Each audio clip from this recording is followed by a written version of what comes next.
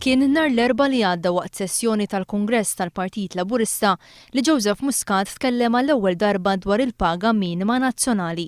Joseph Muscat tkellem ċar dwar kif gvern ġdid iżomm is-sistema fejn il-paga minima tibqa' tola biż-żieda għall-għoli tal-ħajja.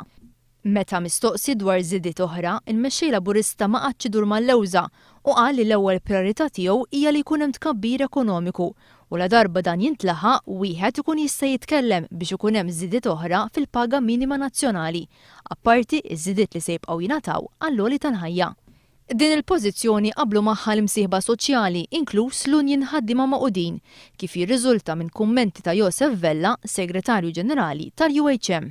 Il-UHM li diġa qalet u qalet anke bil-miktub da huwa biex ma naqdux u nollu il-paga minima. Li taqbad tolli il-paga minima mhijiex soluzzjoni. Għaliex hekk kun qed titfa' space fuq l-ekonomija.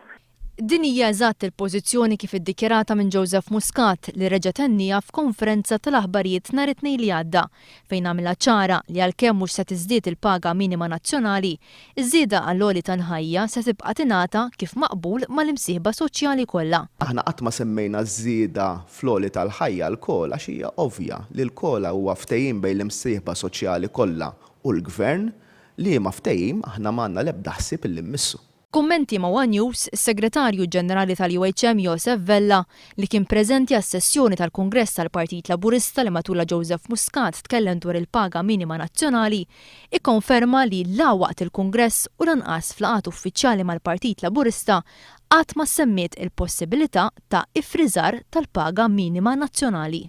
Jiena issa fil-laqgħat uffiċjali li kelli qatt ma smajt Partit Laburista tal-partit jgħid li jifriża il-minimum wage. B'din id-dikjerazzjoni l-UHM qed tikkonferma dak li qal il-mexxej Laburista Joseph Muscat. Fis-sigħat li għaddew Joseph Muscat akkuża lill-Prim Ministru Lawrence Gonzi li huwa l-unika wieħed li ma fehmx il-pożizzjoni responsabbli li ħal Partit Laburista dwar il-minimum wage waqt li ddeskriva l-pożizzjoni tal-Prim Ministru bħala attakk fuq l-imsieħba soċjali.